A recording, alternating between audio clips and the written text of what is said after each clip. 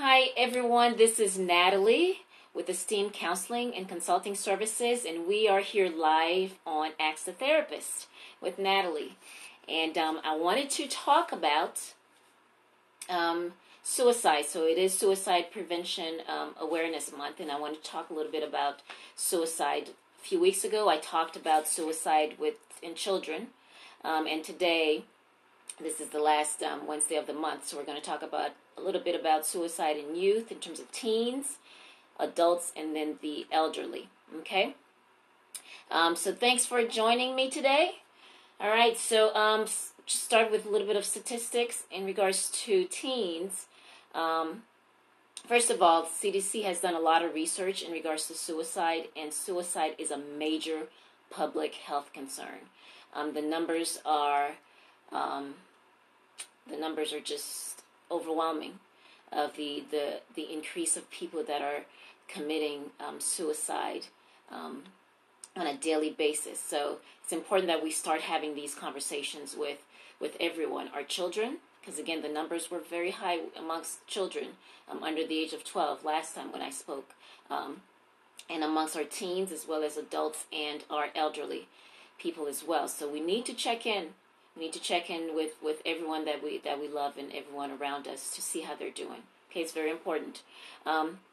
Suicide is the second leading cause of death for individuals between the age 10 to 24. Okay, that's very big. More tend to die from suicide than cancer, heart disease, AIDS, and they had a whole list of other type of physical ailments, but suicide is number one. Okay. 3,041 attempts daily of youth, teens that are attempting to commit suicide daily. 3,041 daily. This is in the U.S. 9th to 12th graders. That's a lot.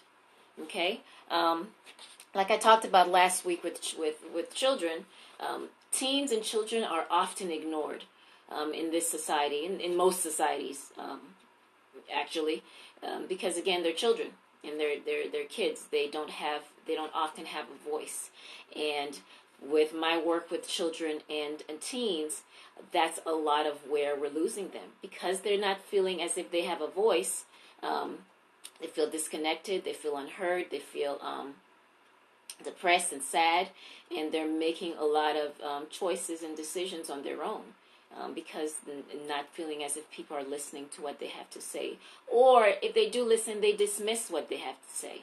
And so that's something we have to pay attention to. Really engage in conversations with our teens. And really listen to what they have to say and not dismiss the things that they're saying. Because it's very important. Okay? So 3,000 attempts daily, that's a very high number of teens 9th to 12th grade that's attempting to kill themselves. 4 out of 5 give warning signs. So oftentimes kids and teens are giving warning signs prior to attempting or prior to killing themselves, suicide. Okay? And so we need to make sure that we are paying attention to that. So some of the things that they may say that may be signs are they may give direct or indirect statements. I hate my life. So that seems to be a common statement potentially for teens. A lot of teens hate their life, but it's important that we pay attention to and ask the questions, what do you really mean by that? Because again, we use a lot of terms loosely. We say a lot of things. I hate my life. I don't want to be here anymore. What does that really mean? So we want to get an idea what's going on in the teens' minds, what's going on behind that statement, what's going on in their lives for them to make that statement. Okay, so they would say things like that. I hate my life. I'm going to kill myself. That's much more direct. Definitely if they're saying things, I'm going to kill myself, making sure we put things in place, calling 911, taking them to a mental health center. Sometimes we may have to get them 1013. Okay, where they are involuntarily taken into the hospital. Okay, I don't want to be here anymore. So that's another statement that they may say. I don't want to be here. So these are things when we're listening to our teens that they're saying things like, I hate my life. I'm going to kill myself. I don't want to be here. We don't want to dismiss those statements. We want to pay attention. We want to ask questions. We want to find out what's going on with them. Okay. 1 out of every 3 teens who do commit suicide have a history of attempting suicide. Okay, so oftentimes when a kid has had a history of suicide attempts, when they're making these type of statements, then we really definitely need to take it even more seriously. Okay, so that's another thing to pay attention to. And preoccupation with death. Sometimes they may watch movies that's concerning, that has a lot of death in it. They may draw things it seems pretty bloody or gory. They may listen to music that's also talks a lot about death. And so, again, as parents and caretakers and caregivers, we need to pay attention. And teachers, we need to kind of listen to these things that's going on with the teens and ask questions and engage them. Okay? We need to pay attention to their mood change, behavior change, changing their grades, changing their relationships. Whenever we notice a change in anything, we need to be asking questions. What's going on? Particularly if there isn't any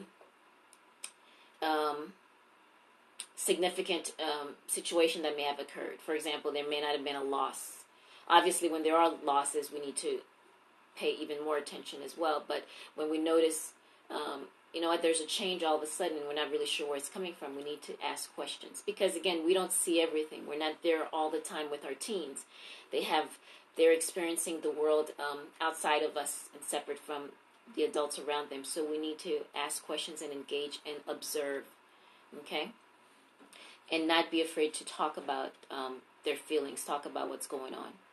Okay, so paying attention to their change in their behavior, change in their mood. If their mood is up and down, if they were noticed that they're sleeping a lot, they're not engaging, they're isolating. And so these are things to notice.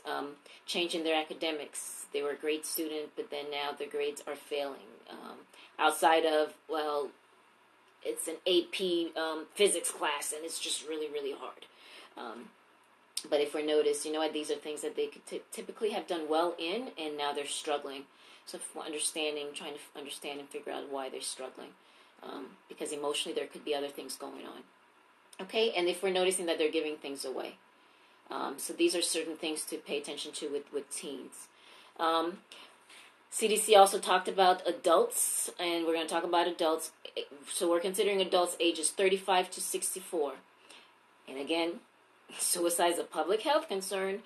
And so from 1999 to 2010, there's been an increase in suicide in this age population, 35 to 64. And I just wanted to share some numbers. 35 to 44 is the number 4th leading cause of death. Suicide is the number 4th leading cause of death for ages 35 to 44. And then, okay, I think I miswrote something, and then they had 45 to 44 was also the number 4th leading cause of death. So for those two age groups, it's the number 4th leading cause of death, suicide. 35 to 44 as well as 45 to 54. And again, if you think about it with adults, again, their struggles and the things that adults between that age group is dealing with is different than the kids. But again, that's a lot of pressure. This is when we're trying to climb the corporate ladder. This is when we're trying to do things with our career. So a lot of things are happening at this time. Families, children, medical issues may come up. So there's a lot that's going on with individuals. There's a lot of demands, a lot of expectations that we put on ourselves as well as society has on us and people have for us. And that could become very, very overwhelming. Okay? And when we're overwhelmed, the feeling of being overwhelmed is feeling as if you're just drowning in the water and you're just going on, you're drowning. And when you feel like you're drowning, guess what? It's like, it feels like you're dying, right? And so it's really, again, as caretakers and as family members, it's important to have conversations with individuals to find out where they're at, checking in with them. Where are they mentally? Where are they physically? Where are they with things going on in their lives? Because again, life is consuming. Life consumes us all the time. And when we often feel overwhelmed with life, sometimes we feel as if we don't have options. And so it's important to reach out to those that we love. And it's important, again, for the individual when we are feeling overwhelmed to seek help and support. Okay? So, yes, that's that with adults. And then the elderly, what I want to say about the elderly, their numbers went down, but then it's increasing as well. It's still a high number. It says 14.9 per 100,000 elderly, which are 65 and older individuals, are committing suicide. Okay? And again, once you get to being the elderly, more physical issues are coming up. Pain, bereavement, lots of bereavement, people around you may be dying, isolation, feeling disconnected, fear of being a burden to others because you become more dependent on others, difficulty functioning, doing your daily life. So elderly are struggling with a lot of things. I know I have my father, who's 70, was recently diagnosed with lung cancer, and that's a big thing in our family, because he's always on the go, always moving around. Up until that point, still constantly moving, even with the pain in the body, because he just noticed he has a pain. It'll go away. And it was much more than just that. And so having to see himself in a new way with this new situation, that's a lot for individuals, and that creates a lot of emotional strain, emotional stresses, and at times create feelings of sadness and overwhelmness, having to go through chemo, having to go through going to doctors every single day. So all that could become overwhelming. And so, again, it's important to check in, to have conversation, and constantly checking in with my father about his mental health. Where is he mentally? Making sure that his environment is lifting him up versus bringing him down, because all these things impact. Okay, and so for the elderly, there's a lot of that they're dealing with, just daily functioning, and then this notion of who they used to be and who they're going to be as they get older, and that's an adjustment, and having to adjust to that. Okay, and so these are the different groups that I wanted to share and talk about in regards to suicide. But what I'm finding with all the different research is that suicide is on the rise, from children all the way to the elderly. And so this is something we have to have a conversation about. And obviously mental health is something we have to have a conversation about, because it's important that we break the silence. Break the shame, and we could break the stigma in relation to mental health.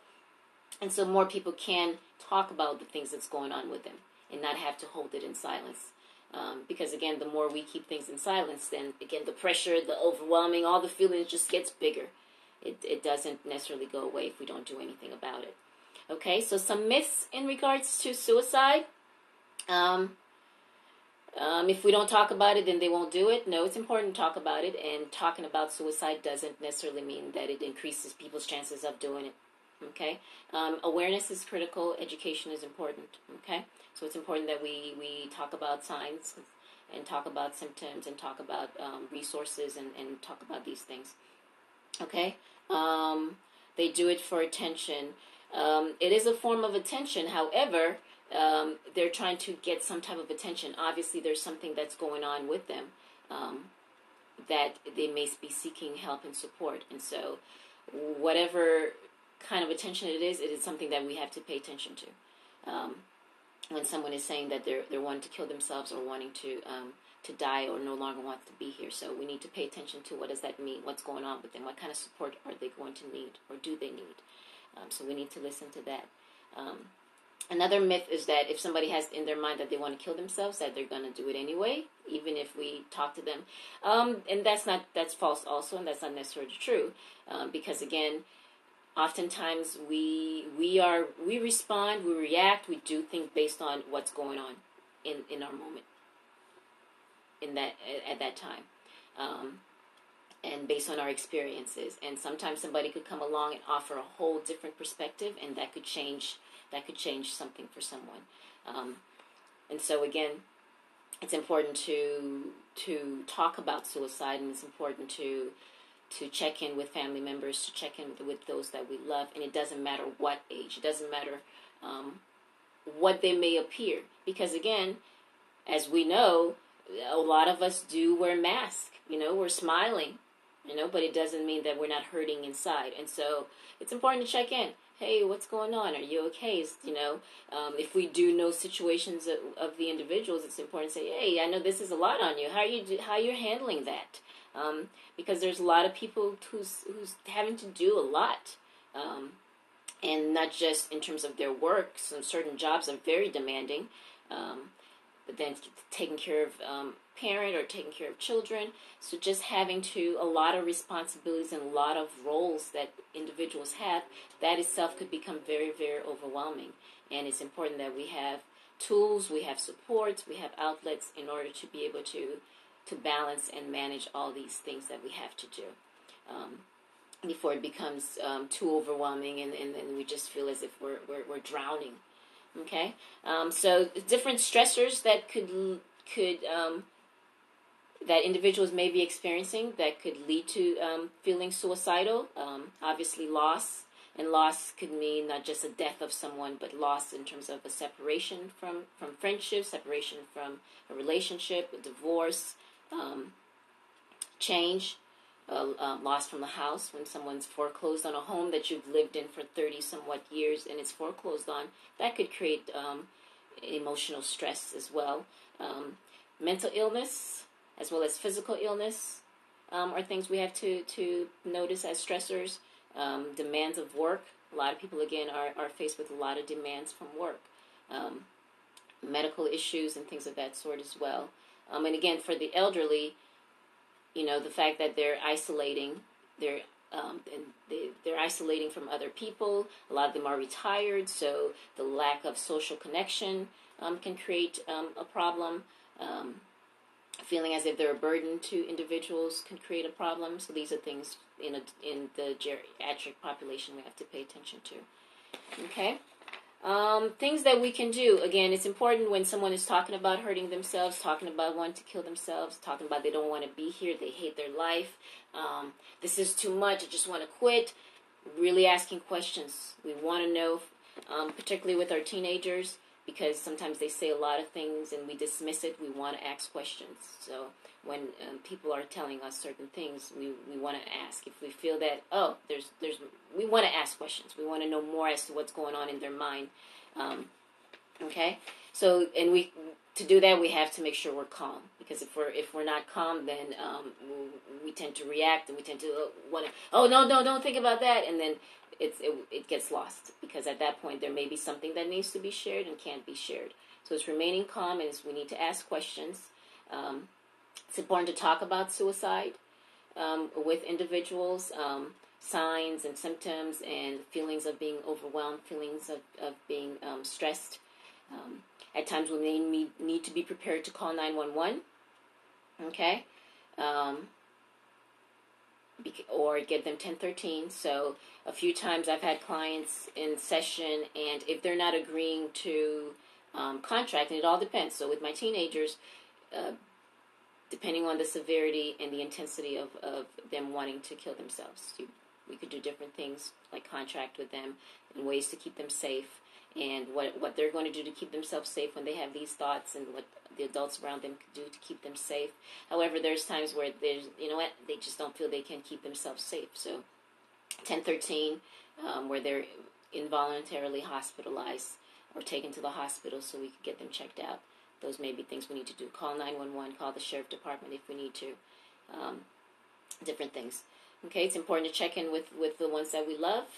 Again, it's important to not dismiss what our teens are saying, what our children are saying, what the adults around us are saying, what our elderly family members are saying. When they're saying certain things, it's important that we ask questions. It's important we know what's going on with them mentally, so we could provide the support and the need that support them with the support and whatever needs that they may need. Okay? So hopefully this was helpful.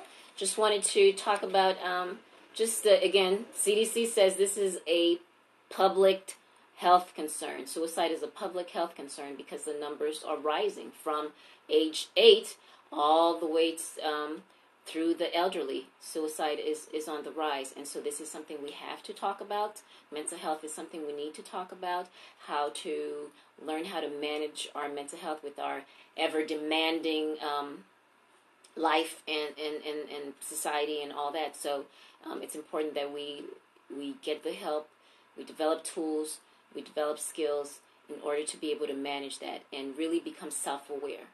Okay? And so that's my information on suicide today. Thank you all for joining me today on Ask the Therapist, and I will see you next Wednesday. Thank you.